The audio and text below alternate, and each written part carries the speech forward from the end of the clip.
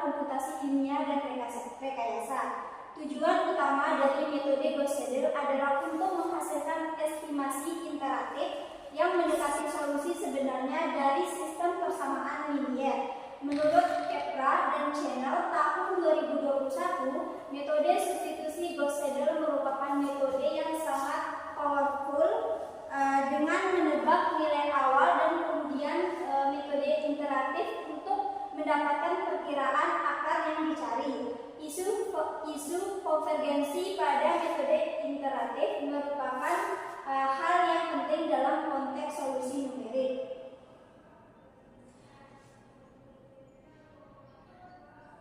Ini mengacu pada perilaku metode iteratif saat mendekati solusi yang tepat seiring dengan bertambahnya iterasi. Konvergensi yang baik sangat diinginkan dalam metode iteratif karena memastikan bahwa metode tersebut menghasilkan hasil yang akurat dan juga stabil.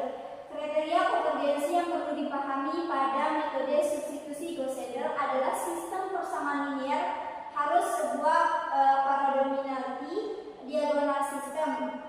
Sebuah sistem persamaan linier dikatakan memiliki kriteria sebagai predominality diagonal system jika memiliki nilai absolut koefisien pada posisi diagonalnya itu lebih besar dibandingkan dengan nilai absolut jumlah koefisien.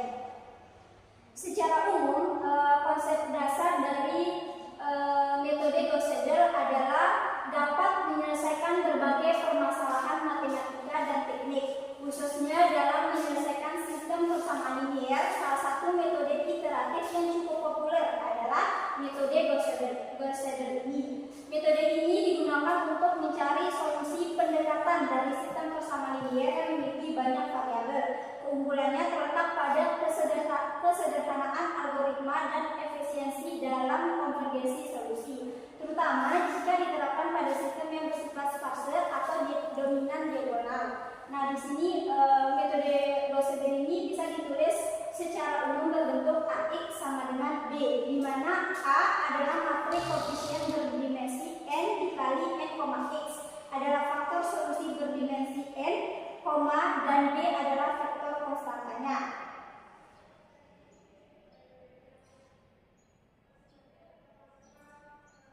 Nah, di sini agar metode Gauss-Seidel dapat bekerja secara optimal, perlu diperlukan syarat konvergensinya. Ini syaratnya ada dua. Yang pertama, dominal diagonal yaitu mutlak AII lebih dari sigma J tidak sama dengan I, mutlak AIJ untuk semua I.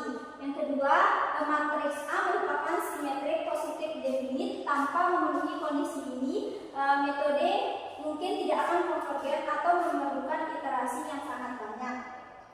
Dan di sini konsep dasar dari metode Gauss-Seidel kita permisahkan dalam sistem persamaan linier 3 variabel sebagai berikut.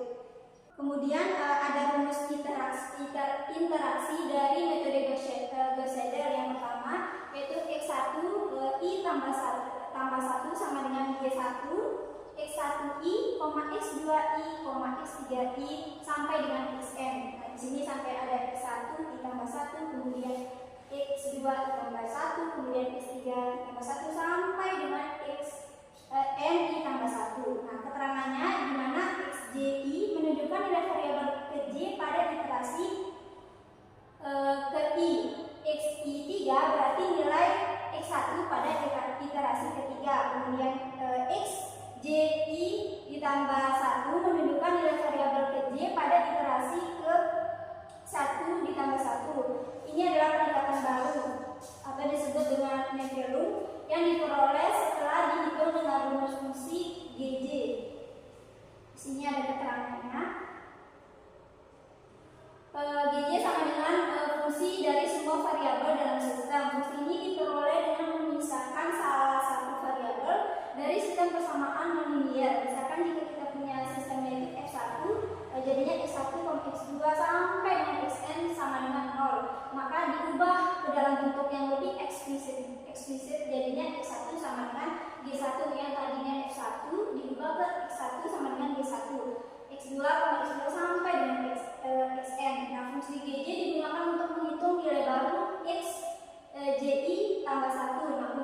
substitusinya dalam metode Gauss Seidel, setiap nilai baru langsung digunakan pada perhitungan berikutnya.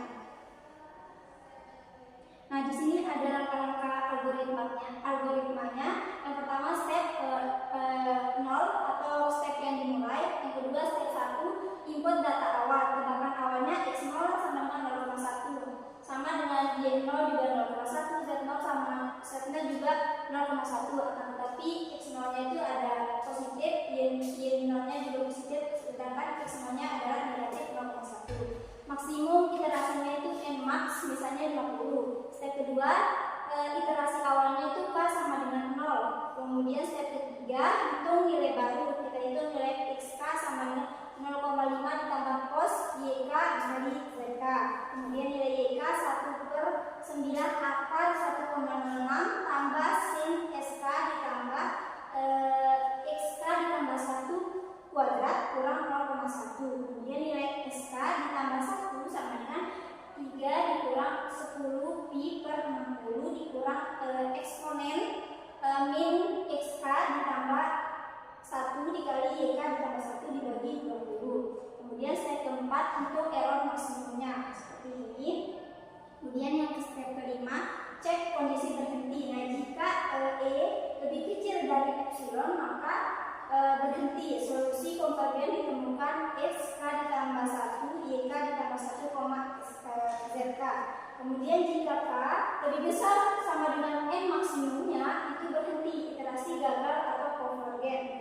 Yang step ke-6 itu menghitung nilai xk yang dirubah menjadi xk ditambah 1, terus yk dirubah ke yk tambah 1 sampai dengan k dirubah ke k tambah 1. Step ke-7 yaitu kembali ke langkah 4. Kita kembali ke langkah keempat ini. Step ke-8 yaitu selesai. Di sini untuk contoh soalnya.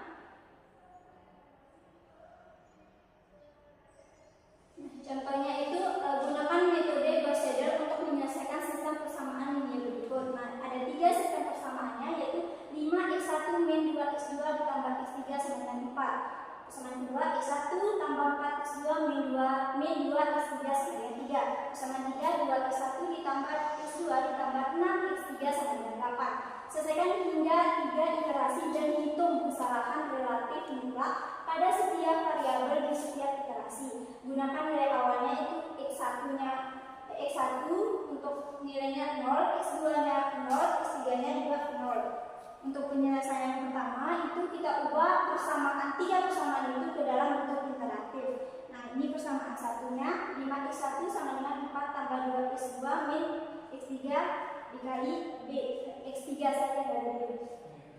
Artinya, karena kita mau mencari nilai x1-nya, jadi Gauss kanan sama Gauss kiri itu kita masing-masing bagi 5. Nah, diperolehlah 1/5 4 dikali 4 tambah 2x2 min x3. Kemudian persamaan kedua sama dengan persamaan 1, yaitu membagi Gauss kanan dan Gauss kiri agar menghasilkan x2.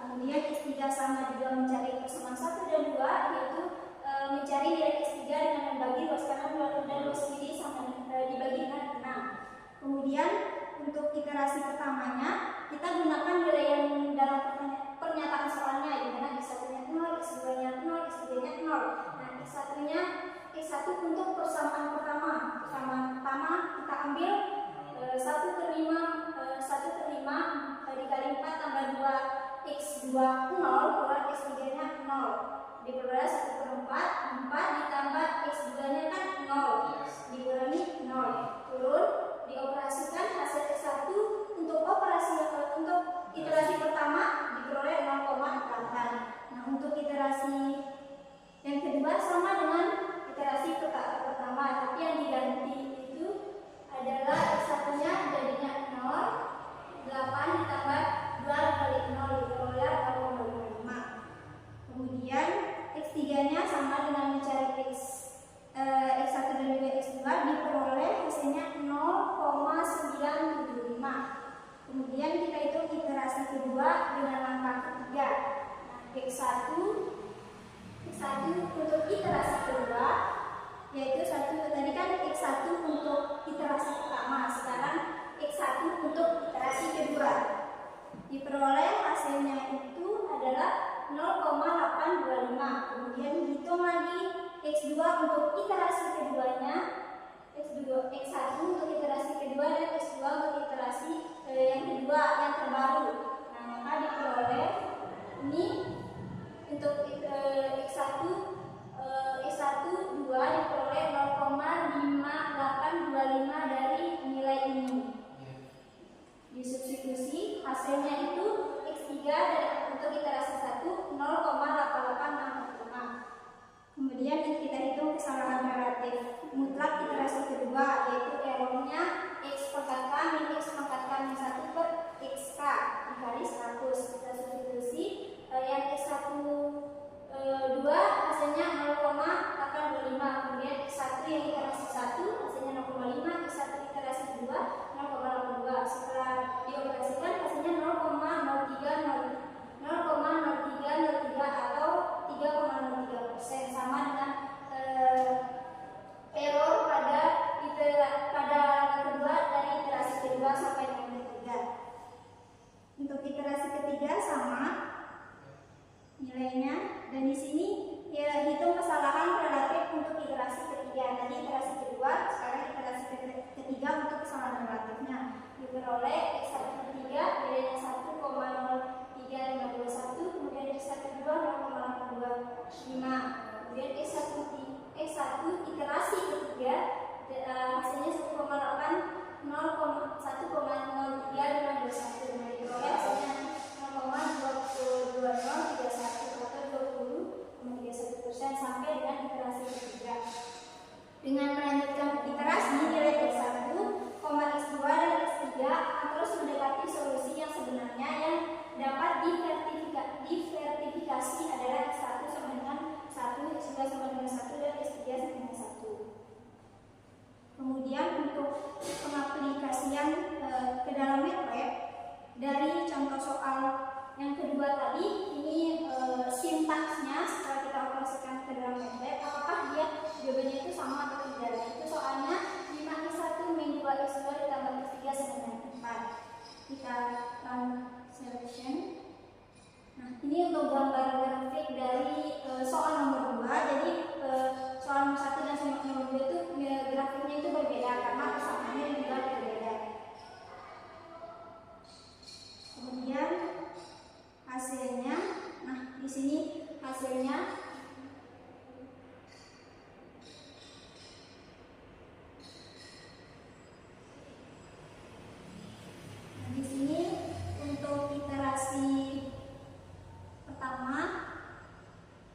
pertama itu tadi kita peroleh 0, iterasi 0, ini iterasi yang ini 0, kemudian untuk X1 nya itu 0, X2 nya 0, X3 nya juga 0. Diperoleh iterasi pertama, dipilih iterasi pertamanya untuk X1 nya 0,8. Kalau dalam MATLAB itu 0,880 ya, 0,8. Kemudian iterasi keduanya 0,5. Kemudian 55, iterasi ketiganya 0,975. Ternyata dari iterasi 1 itu valid, berarti iterasi 2 dan ketiga juga valid. Kemudian secara umum kelebihan dan juga kekurangan dari metode Gauss-Seidel ini, yang pertama itu konvergensinya itu lebih cepat dalam kasus yang tepat, karena saat iterasi nilai variabel yang baru dihitung langsung digunakan untuk menghitung variabel berikutnya dalam iterasi yang sama. Hal ini dapat mempercepat laju konvergensi dibandingkan dengan metode iteratif murni seperti Jacobi. Yang kedua itu ada hemat kalori. Yang ketiga ada cocok untuk sistem besar dan sparse atau untuk matriks yang sebagian besar elemennya itu 0. Kemudian yang keempat itu relatif sederhana untuk diprogramkan. Formatik iteratifnya itu cukup langsung dan mudah diimplementasikan di program numerik. Selain dari kelebihan, ada pun kekurangan dari metode Gauss-Seidel ini. Yang pertama itu tidak selalu konvergen, tapi syarat khususnya itu diperlukan, di mana metode ini hanya dijamin konvergensinya bila syarat tertentu terpenuhi. Misalkan diagonal utamanya itu dominan. Kemudian ada juga itu kecepatan iterasi bisa lambat untuk kode tinggi atau sistem yang kompleks. Nah, di mana untuk sistem besar dengan keterkaitan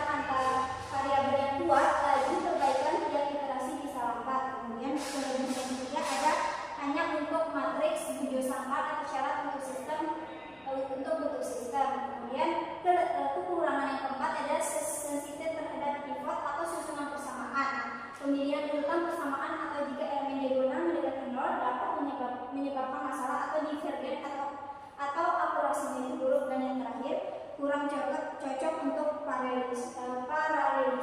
Nah, itu saja penyampaian